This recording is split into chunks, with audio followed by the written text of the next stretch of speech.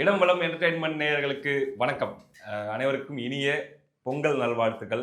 தை பிறந்தால் வழி பிறக்கும். அதனால நம்ம எல்லார் வாழ்க்கையிலுமே அடுத்து வரக்கூடிய நாட்கள் ரொம்ப பாசிட்டிவான, ரொம்ப ஒரு டர்னிங் பாயிண்ட் கொடுக்கக்கூடிய நாட்களாக இருக்கும் அப்படின்னு சொல்லி நான் முழுமையா நம்புறேன். ஒரு பாசிட்டிவிட்டியோட நம்ம இந்த பொங்கலை கொண்டாடுவோம். ரைட்டு, எல்லாருக்கும் பொங்கல் வாழ்த்துக்கள் சொல்லிட்டேன். பதிலுக்கு இந்த சேனலுக்கு நீங்கள் வாழ்த்து சொல்ல வேண்டும் அல்லவா? ஆனா உங்களால கமெண்ட் செக்ஷன்ல கஷ்டப்பட்டு டைப் பண்ணி வாழ்த்து சொல்ற வேலை கொடுக்க வேண்டாம். பதிலுக்கு நீங்கள் ஒரு லைக், ஒரு ஹைப் மற்றும் ஒரு சப்ஸ்கிரைப். அதாவது நம்ம வீடியோ பார்க்குறவங்கள்ல 90% பேர் சப்ஸ்கிரைப் பண்ணாம பார்த்துட்டு இருக்கிறீங்க அப்படின்ட்டு புள்ளி விவரம் சொல்லுது. அதனால பொங்கல் பரிசாக அள்ளி கொடுங்கள் உங்கள் சப்ஸ்கிரைப்களை என்று கூறிக்கொண்டு, எனக்காக இல்லைனாலும் சரி, இதை அந்த முகத்துக்காக வேண்டி பண்ணி விடுங்க. இருங்க, எதையாச்சும் சொல்லி கேட்டாதான் பண்ணுவாங்க நம்ம ஆட்கள். ரைட்டு. வணக்கம். வணக்கம். காலையில் வெற்றி கொண்டாட்டம் படம், எங்க படம் செம்ம ஹிட்டுங்க. எல்லாருக்கும் நல்ல கலெக்ஷன் போட்ட காசு. அதை படம் ஹிட் ஆகிறதுக்கு முன்னாடியே, அதாவது ஹிட் ஆகுதுன்னு இவங்க சொல்றதுக்கு முன்னாடியே, ஹிட் ஆகல, ஹிட் ஆகிறதுக்குன்னு சொல்றதுக்கு முன்னாடியே இவங்க ஒரு பாட்ஸ் எல்லாம் வச்சு இவங்க ட்ரெய்லர் தான் பயங்கரமா நம்பர் 1 அப்படின்னு சொல்லி இவங்க எவ்வளவுதாங்க முட்டு கொடுப்பீங்க? செத்த கிளிக்கு சிங்காரம்ன்ற மாதிரி இதுக்கு எவ்வளவுதான் சிங்காரம் பண்ணுவீங்க நீங்க? இதுல என்னன்னா, காலையில வெற்றி விழான்னு சொல்லி வெற்றி கொண்டாட்டம் இன்னைக்கு நேற்று காலையில கொண்டாடினாங்க. எல்லாமே பண்ணாங்க. ரெண்டாவது நாளே வெற்றி விழா. ரெண்டாவது நாள், அதாவது சனிக்கிழமை படம் ரிலீஸ் ஆகுது. திங்கள் செவ்வாய், ஞாயிறு திங்கள் முடிஞ்சு செவ்வாய்க்கிழமை வெற்றி விழா கொண்டாடிட்டாங்க. எப்படி இன்னும் 40 கோடி அந்த லெவலில் தான் கலெக்ஷனே வந்திருக்குன்னு சொல்றாங்க. ஓகேவா? எல்லாருக்குமே போட்டவங்களுக்கு எல்லாம் நல்ல அமௌண்ட் வந்துருச்சுன்னு சொல்லிட்டு அது தெரியல. அதாவது டிஸ்ட்ரிபியூட்டர்ஸ் வாங்கி படத்தை ரிலீஸ் பண்ண தியேட்டர் ஓனர்ஸ் எல்லாரும் மிரட்டி நீங்க வாங்க வச்சீங்க, அத்தாரிட்டியை யூஸ் பண்ணீங்க, அதிகாரத்தை யூஸ் பண்ணீங்க. நீங்க இப்படியே நீங்க நிறைய படங்கள்லாம் பார்ப்பீங்க. நான் படங்கள் பார்க்குற ஆள் கிடையாதுன்னு வச்சுப்போம். நீங்க நிறைய படங்கள்லாம் பார்க்குறீங்க. நீங்க சொல்லுங்க, இந்த இன்பன் உதயநிதி அப்படின்ற அந்த பேர் இல்லாம, இந்த ரெட் ஜெயண்ட் அப்படின்றது இல்லாம, இந்த ஆகாஷ் பாஸ்கரன் அப்படின்றது இல்லாம, இது ஒரு சாதாரண ஒரு படமா வந்திருந்தா எவனா தொட்டு பார்த்துருப்பானா? வாங்கியிருப்பாங்களான்னு கேட்குறீங்க? இல்லை, சுதா கொங்காரா அவர்களுக்கு ஒரு நல்ல ஸ்ட்ரீக் இருக்குது கண்டினியூஸாக. கரெக்டுங்க, இருக்கு. ஆக்சுவலி எனக்கு தெரிஞ்சு இதெல்லாம் இல்லாமல் இருந்தால் அந்த படம் ஓடி இருக்கும்னு நினைக்கிறேன். ஆமாம், அதுக்கு இன்னொரு காரணம் இருக்கு. அதுவும் சொல்கிறேன் நான். ஏன்னா இந்த படம் ஓடாததுக்கு முக்கியமான காரணம் என்னன்னா, மக்களுக்கு கோவம் இந்த படத்து மேலே கிடையாது, சுதா மேலே கிடையாது. ஆனால் இந்த அவங்களுக்கு என்ன கோவம்னா, இரட்டிப்பு கோவம்னு சொல்லலாம். ஒன்று என்னன்னா, இந்த குடும்பத்து மேலே கோவம். ஏண்டா இவ்வளோ அதிகாரத்தை நீங்கள் பயன்படுத்தி திருட்டு பணத்தில் இவ்வளோ கோடி ரூபாய் அப்படின்ட்டு இவ்வளோ என்ன சொல்கிறது படோடகமாக நீ ஒரு படத்தை எடுக்கிறேன் அப்படின்னு சொல்லிட்டு இது வரைக்கும் இந்த மாதிரி வந்ததே கிடையாதுங்க. எவ்வளவோ, அதாவது 2006 2011 கூட கருணாநிதியே கதை வசனம் எழுதி பொன்னர் சங்கர், பெண் சிங்கம், இளைஞன் இந்த மாதிரிலாம் படம்லாம் வந்தது, சரியா? பட் அங்கே கூட பார்த்தீங்கன்னா இப்படி misuse of blatant misuse of state மிஷினரின்னு சொல்லுவாங்க. அதாவது அரசு இயந்திரத்தை இந்த அளவுக்கு முறைகேடாக பயன்படுத்தி பண்ணது கிடையாது. வள்ளுவர் கோட்டம் யாரோடது? மக்கள் பணம் தானே, பொது இடம் தானேங்க இது. வள்ளுவர் கோட்டத்தில் நீ எக்ஸிபிஷன் மாதிரி வைக்கிறேங்க இந்த படத்துக்கு. பராசக்தி அப்படின்னு எல்லாரையும் வர வச்சு ஃபுல்லாக உள்ளுக்குள்ளே செட்டு ரெடி பண்ணி, அதே மாதிரி செட்டு ரெடி பண்ணி நீ ப்ரமோட் பண்ணுற இந்த படத்தை. இந்த அளவுக்கு ஒரு ஸ்டேட் மிஷினரியை யாராவது இது பண்ண முடியுமா? டிராஃபிக் போலீஸுங்க ஹெல்மெட் மாட்டிட்டு போகலைன்னா டிராஃபிக் போலீஸ் ஹெல்மெட் மாட்டிட்டு போனவங்களுக்கு பரிசாம். என்னடான்னா இந்த படத்தை பாருங்க அப்படின்ட்டு. இதுக்காகவே நான் ஹெல்மெட் மாட்டாமல் போகிறேன்டா, ஏன் உயிரே போனாலும் பரவாயில்ல அப்படின்னு போனவங்க நிறைய பேர் இருக்காங்க, ரிஸ்க் எடுத்து, சரியா? எதுக்கு சொல்ல வரேன்னா, இப்படியெல்லாம் நீ ப்ரமோட் பண்ணி கூட, இப்படிலாம் புஷ் பண்ணி யூடியூப்பில் இந்த குடும்பத்தை வண்டையாக திட்டி போடுறவனுடைய வீடியோவில் கூட பார்த்தீங்கன்னாக்கா ஆரம்பத்தில் இவனுடைய படத்துடைய ப்ரமோஷன் வருது, ஆடு. இவ்வளவும் பண்ணி நீ உன் படம் ஓடலைன்னா என்ன அர்த்தம்? அதாங்க வெற்றி கொண்டாட்டம் கொண்டாடிட்டு சாயந்தரம் பார்த்தா இந்தியா டுடேல ஒரு நியூஸ் வருதுங்க. சுதா கொங்காரா அந்த படத்தோட டைரக்டர் கண்ட மேனிக்கு விஜய் ரசிகர்களை திட்டி சபிச்சு வச்சிருக்காங்க. என்ன சொல்றாங்க? ஸ்லாண்டரிங். அந்த மாதிரி அவங்க பார்த்தீங்கன்னா என்னது ரவுடிசம் பண்ணிட்டு இருக்காங்க, லிட்டரலி ரவுடிசம் பண்ணிட்டு இருக்காங்க. நீ பண்ணது என்ன? யார சொல்றீங்க? நீ சுதா கொங்கராவா இருக்கட்டும், இல்லை அந்த தயாரிப்பாளராக இருக்கட்டும், இல்லை அந்த தயாரிப்பாளருக்கு பின்னணியில் இருக்கக்கூடிய அரசு எந்திரமாக இருக்கட்டும், நீங்கள் பண்ணது என்னங்க? ரவுடிசம் தானே. யாருமே போட்டியில் இருக்கக்கூடாது. நீ மட்டும் ஓடணும். நீ ஏன் மட்டும் ஓடி நீ மட்டும் ஜெயிச்சிட்டேன்னு சொல்லணும். ஒரே ஒரு குதிரை ஓடுமா, அந்த குதிரை ஜெயிச்சிச்சுன்னு சொல்லணுமா. அந்த குதிரையாவது ஓடிச்சா அப்படின்னா அது நொண்டி குதிரை. அதுக்கு என்ன பண்ண முடியும்? யாரோட பிரச்சனை அது? ஆடத் தெரியாத கூத்தாடி மேடை சரியில்லைன்னு சொல்றத கூட நம்மளால புரிஞ்சுக்க முடியுது. இந்த கூத்தாடி ஆடவும் தெரியல. இவங்க கட்டின ஜிகினா மேடையில பார்க்கறதுக்கு ஆளும் வரல. "ஏய் நீ வரலையே" அப்படின்னு மண்ணாவாரி அடி அப்படி அடிக்குது. அந்த மனோரமா வந்து அடிப்பாங்கல்ல, அந்த முதல்வன் இந்தியன் படத்துலயா, அந்த மண்ணாவாரி "நீ நாசமா போவீங்கடா" அப்படின்ட்டு. அது மாரி "நாசமா போவ நீ, என் படத்த பார்க்க வரலையா?" அப்படின்ற மாரி தான் இது இருக்கு. இது என்ன கதை இது? இவங்களுக்கு இப்போ இல்லைங்க, முக்கா முத்து காலத்துலேருந்து இத தான் நம்ம பார்க்குறோம். சரியா? நீ என்னதான் நீ செட் பண்ணாலும் மக்கள் விரும்பணும்ல உன்ன விரும்ப மாட்டாங்க. ஏன் விரும்ப மாட்டாங்கன்னா, உன்னுடைய நோக்கத்த பார்க்குறாங்க மக்கள். ரொம்ப எமோஷனல் மக்களுங்க. நம்ம மக்கள பொறுத்தவரைக்கும் ரொம்ப சென்டிமெண்டல், எமோஷனல் மக்கள். சரியா? அவங்க உன்னோட அதுக்கு பின்னால இருக்கிற நோக்கத்த பார்க்குறாங்க. இன்டென்ஷன். உன் நோக்கம் சரியில்ல அப்படின்னா, அவங்க உன்ன புறக்கணிப்பாங்க. நீ தலை சிறந்த படம் குடுத்தாலும் உன்ன புறக்கணிப்பாங்க. ஏன்னா, உன் நோக்கம் சரியில்ல. அதனால தான் நீங்க பாருங்க, அவங்க எடுத்த படம் எல்லாம் மேகலா பிக்சர்ஸ்லேருந்து இருக்குங்க. 1950களில் மேகலா பிக்சர்ஸ் அப்படின்ற நிறுவனம் பார்த்தீங்கன்னாக்க, நம்ம இவரு எம்ஜிஆர் அவரும் ஒன் ஆஃப் தி ஃபவுண்டர்ஸ் அந்த ஓகே. நிறுவனத்துக்கு. ம். சரியா? ஆனா, அதுக்கப்புறம் அவர் வெளில வந்துட்டார். கருணாநிதி குடும்பத்துக்கிட்ட போயிடுச்சு அந்த கம்பெனி. மேகலா பிக்சர்ஸ்லேருந்து ஆரம்பிச்சு, அதுக்கப்புறம் அஞ்சும் பிக்சர்ஸ்னு எடுத்தாங்க நினைக்கிறேன். அதுக்கப்புறம் முரசொலியா ஏதோ இதில பேர்லாம் எடுத்தாங்க. அதுக்கப்புறம் சன் பிக்சர்ஸு. அதுக்கப்புறம் பார்த்தீங்கன்னா, Red Giant, Red Giant. Cloud நீங்க நைன். சன் பிக்சர்ஸே எடுத்து பாருங்களேன். சிவாஜி படம். சிவாஜி இல்ல, எந்திரன். எந்திரன் சாரி. எந்திரன் படம். அந்த படம் வந்து ஏதோ கொஞ்சம் பண்ணுச்சு. அது அது சூப்பர் ஸ்டாருக்காக. அதுவும் பார்த்தீங்கன்னா, சூப்பர் ஸ்டாரோட பெரிய ஒரு ஹிட்ல அது வராது. ஓகே. நீ ஒரு அதோட படையப்பா மாரி கம்பேர் பண்ணும்போதெல்லாம் இன்னும் பல படையப்பா பயங்கரமான படம்லாம் மாரிலாம் நீ இருக்கு. படையப்பா, ஒரு பாஷா இது மாரிலாம் நீங்க பார்க்கும்பொழுது எந்திரன் இன்னும் பெரிய but big names. Aishwarya Rai, என்ன AR super star Rahman, AR Shankar. Rahman, Shankar அப்படின்னு சொல்லி பட் முடியலல்ல. இதே சங்கரை வச்சு ஏவிஎம் எடுக்குறாங்க. சிவாஜி. சிவாஜி. அது அது better. It is performing better. ஏன் நீ எந்திரனை வந்து அப்படியே சன் டிவியில 10 நிமிஷத்துக்கு ஒரு வாட்டி போட்டுட்டே ஒவ்வொரு இருக்காங்க. வீட்லயும் போட்டு ட்ரெய்லர்ல போட்டு திணிச்சாலும் கூட பார்க்க வரமாட்டேங்கிறாங்களே. ஏன் வரமாட்டேங்கிறான்? ஏன்னா, அவன் ஆழ் மனசுல திருட்டு பண்ணணும் தானடா. நீங்க எந்திரன் சரியா போலன்னு சொன்னா ரஜினி ரசிகர்கள் கோச்சிக்கிறதுக்கு கூட இல்ல வாய்ப்பு இருக்கு. சரியா போகலன்னு சொல்லங்க. கம்பேர் டு கம்பேரிட்டிவ்லி படையப்பா, அதாவது பாஷா சூப்பர் அதெல்லாம் ஸ்டாரோடைய பீக் நீங்க கம்பேர் பண்ணும்பொழுது, இது வந்து போகலன்னு தான் நான் சொல்றேன். அதை விட நீங்க சன் பிக்சர்னு சொல்லும்போது எனக்கு ஒரு பாயிண்ட் ஞாபகம் வருது. அண்ணாத்த படம்னு ஒரு படம் ரிலீஸ் ஆகுது அப்படின்றதுக்காக அந்த படத்துக்கு சோலோ ரிலீஸ் வேணும்ட்டு மாநாடு படம் சுரேஷ் காமாட்சி அவர்களுடைய மாநாடு படம் வந்து போஸ்ட்போன் பண்ணுச்சு. ஆமா. பண்ண வச்சாங்க. பண்ணுவாங்க. சரி முன்னையாவது இலைமறை காயா இது நடந்துட்டு இருந்துச்சு. இப்போ பகிரங்கமா நடக்குது. நான் நினைக்கிறது தான் தியேட்டர். நான் நினைக்கிறது தான் படம். நான் நினைக்கிறது தான் நீ பார்க்கணும். எப்படி நீ திணிப்ப? அதனால தான் தோல்வியை பரிசா அப்ப கொடுத்தாங்க. அப்படிதான் மக்கள் கோவத்துல புறக்கணிக்கிறாங்க. சுதா கொங்கரான்ற ஆளை பார்த்து அவங்க புறக்கணிக்கல. சிவகார்த்திகேயன்ற ஆளை பார்த்து அவங்க புறக்கணிக்கல. சரியா? இவங்க எல்லாம் வந்து கொலாட்ரல் டேமேஜ். இல்ல விஜய் ஃபேனுக்கு சாபம் விட்டுட்டு இருக்காங்க விஜய் ஃபேன்ஸுக்கு. அவங்க என்ன பண்ணுவாங்க? பொதுமக்களுக்கே பிடிக்கலைங்க. ம். எல்லாரும் விஜய் பிடிச்சவங்க இருக்காங்க. அஜித் ஃபேன்ஸ் இருப்பாங்கல்ல, அவங்க பார்த்துருப்பாங்கல்ல. ரஜினி ஃபேன்ஸ் இருக்காங்க. சூர்யா ஃபேன்ஸ் இருப்பாங்க. சூப்பர் ஸ்டார் ஃபேன்ஸ் இருக்காங்க. அவங்களாம் வந்து பார்த்து கொண்டாடி இருக்கணுமே. ம். ஏன் பண்ணல? ஏன்னா உன்னுடைய எண்ணமே சரியில்ல. உன் எண்ணத்தை அவங்க ஏத்துக்க மறுக்கிறாங்க. திமுக காரன் கூட போய் பார்க்கலையா? பார்க்க மாட்டான். எப்படி பார்ப்பான்? நீ என்ன இது திமுக காரன் எடுத்த படமா? நான் சொல்றேன். ம். நெப்போலியன் திமுக எண்ணம் கொண்டவர் அப்படின்றது எல்லாருக்குமே தெரிஞ்ச விஷயம் தான். அப்போ இல்லை. ஆனால் நெப்போலியன் கிழக்கு சீமையிலேன்னு ஒரு படத்தில் நடிக்கிறாருன்னா, அந்த படத்துக்காக எல்லாரும் போய் பார்த்தாங்க. பாக்யராஜ் உடைய படம் அப்போல்லாம் வந்து பாக்யராஜ் வந்து இப்போ தான் அவர் வந்து ம். திமுக புகழ் பாடுறாரு. அப்போல்லாம் வந்து அவர் எம்ஜிஆர் எம்ஜிஆருடைய டைரக்டா எம்ஜிஆர் அவர்களுடைய பெரிய reference. இது இருக்கும்போது எம்ஜிஆர் கூப்பிட்டு சொல்லுவார்.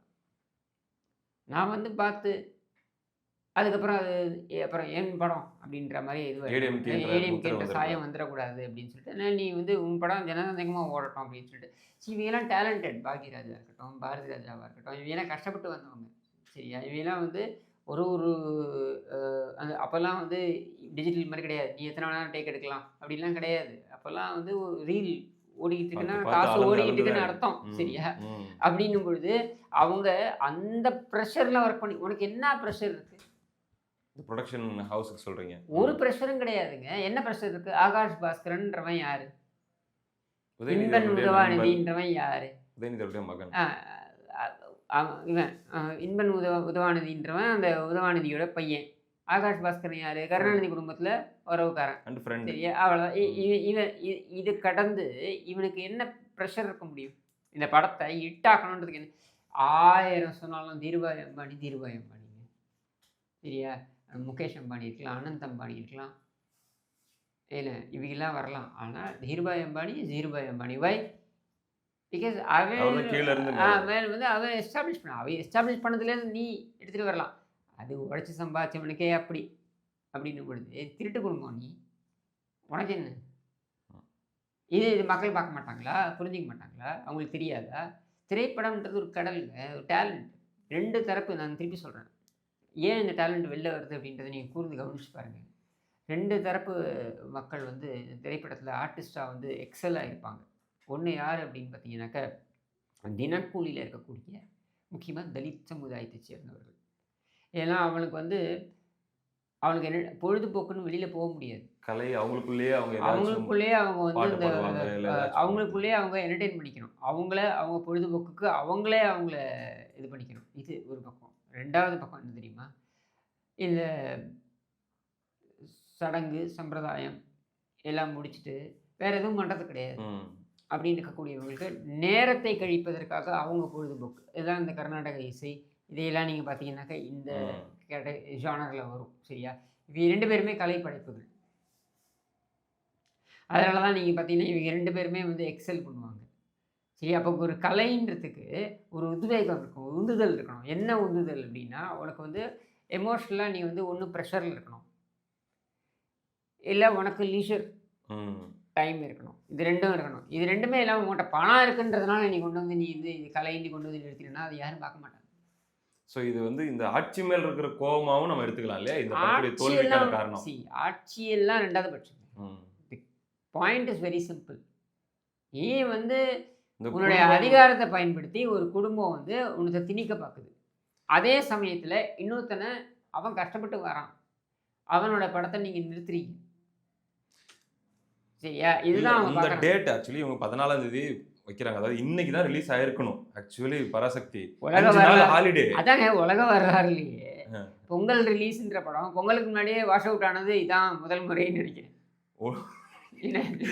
10ஆம் தேதின்னு சொல்லி அவங்க தான் புஷ் பண்ணிட்டு மேல போனாங்க. ஏன்னா ஜனநாயகன் கூட கிளாஷ் விடணும்ட்டு. படம் 13ஆம் தேதிக்குள்ளேயே வாஷ் அவுட் ஆயிருச்சு. ம். இப்ப பாத்தீங்கன்னா இப்ப படம் வந்தாலும் இப்ப வா வாத்தியார் அடுத்தடுத்த படம் ரிலீஸ் ஆயிடுச்சு. உனக்கு போகியே கிடையாதையா அதான். அப்படிங்கிற மாதிரி ஆயிடுச்சு பராசக்திக்கு. கடைசியில் பாருங்களேன், வாத்தியார் அப்படின்னு அது இன்னைக்கும் எம்ஜிஆர் சிம்ம சொப்பனமாக உங்களுக்கு இருக்காரு பாருங்க. வாத்தியார்ன்ற பேரில் எம்ஜிஆர்ன்ற ஒரு பிம்பத்தை நீங்கள் அதை அப்படியே கொண்டு வந்து ரிஃப்ளெக்ட் பண்ணும்பொழுதே உங்களுக்கு அவ்வளோ வரவேற்பு இருக்க போகுது. அந்த படம் பாருங்க, நல்லா போகும். அதான் இப்ப இந்த ஷூட் முடிச்சுட்டு அந்த ரிவ்யூக்கு தான் அந்த படம் பார்க்க தான் போறேன். எனக்கு அந்த ஒன்லைனே ஒரு மாதிரி இன்ட்ரெஸ்டிங்கா இருந்துச்சு. என்னன்னா எம்ஜிஆர் மறையறாரு 87ல.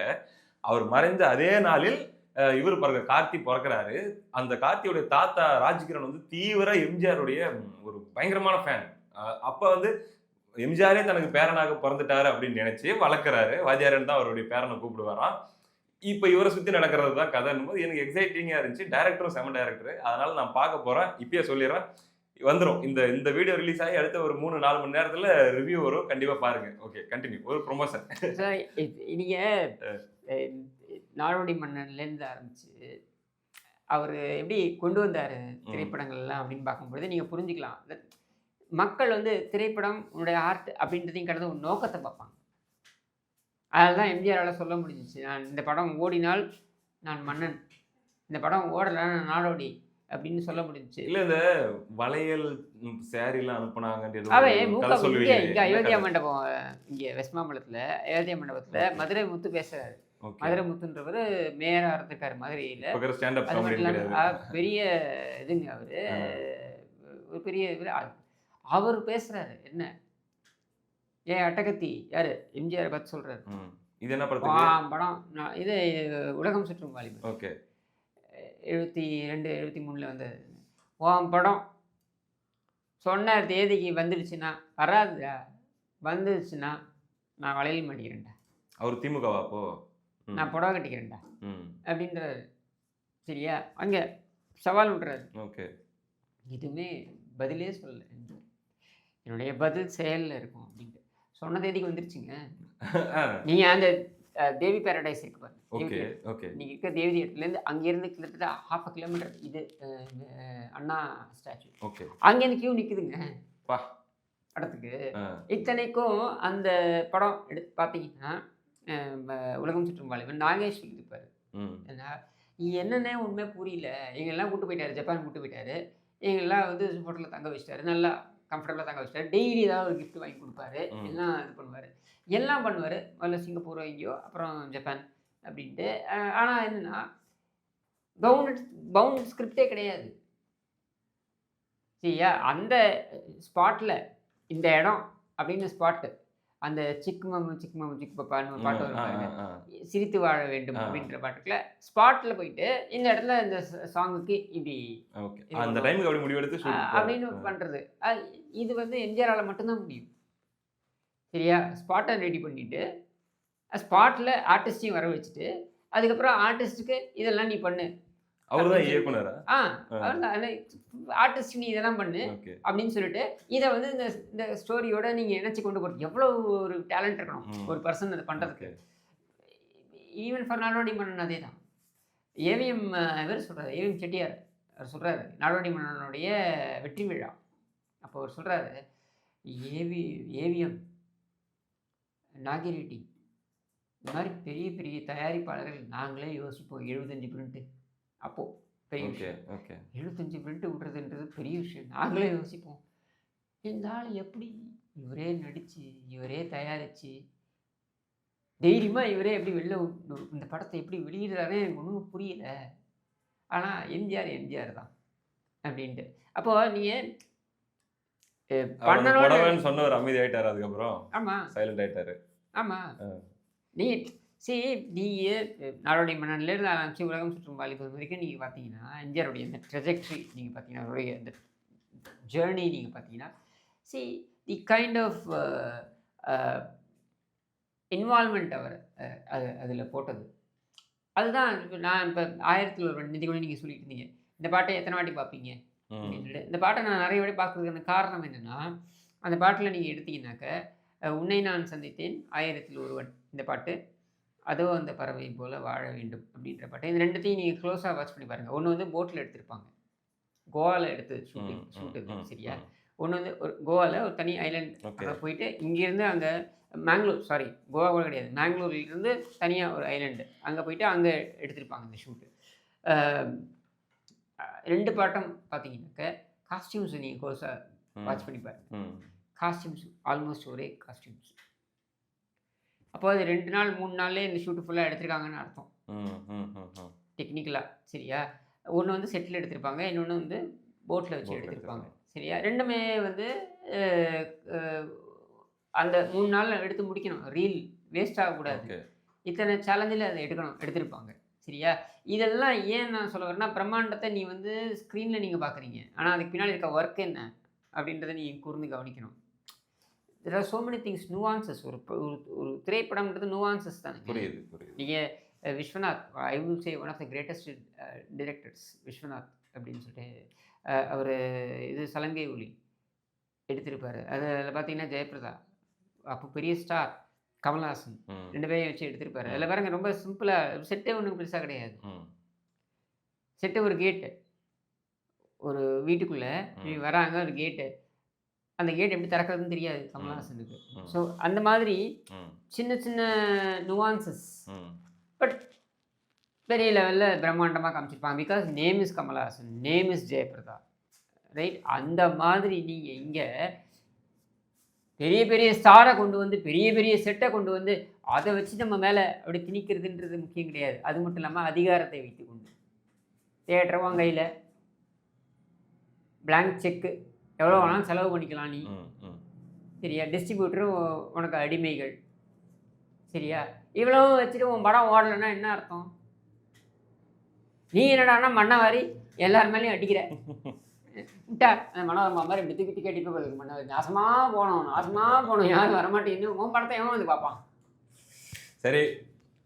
ஸோ மக்கள் இந்த மக்களுடைய கோபம் சுதாகர் அவர்கள் மேலேயும் மற்றவங்க மேலேயும் இல்லை, இந்த குடும்பத்து மேலேயும். அதனால அவங்க பண்ண அரசியல், இந்த பொங்கல் ரிலீஸ்க்காக அவங்க பண்ண சில விஷயங்கள் கேவலமான அரசியல், அசிங்கமான அரசியல். இந்த ரிசல்ட் அப்படிங்கிறத நீங்க சொல்றீங்க. பாவம் இந்த கேஸை விஜய் ஃபேன்ஸ் மேல எழுதாதீங்கன்னு நீங்க சொல்றீங்க. யாரு பொதுமக்களே புறக்கணிக்கிறாங்க. புரிஞ்சு நீங்க விஜய் ஃபேன்ஸ் மட்டும் இல்ல, மற்ற மக்களும் சேர்ந்து புறக்கணிக்கிறாங்க. எதுக்கு புறக்கணிக்கிறாங்கன்னா அவங்களுக்கு பிடிக்கல உங்களுடைய இந்த படடபமும் உங்களுடைய இந்த பகட்டு வெறியும் இது மாதிரி நீங்கள் கொண்டு வந்து எங்கள் மேலே திணிக்கிறதும். நாங்களாம் எடுத்து எங்களுக்காக பிடிச்சதை எடுத்து சாப்பிடுவோங்க. எங்கள் வாயில் வந்து திணிக்காதீங்க. புரிந்து கொள்வார்கள் என்று நம்புகிறோம். ரொம்ப நன்றி.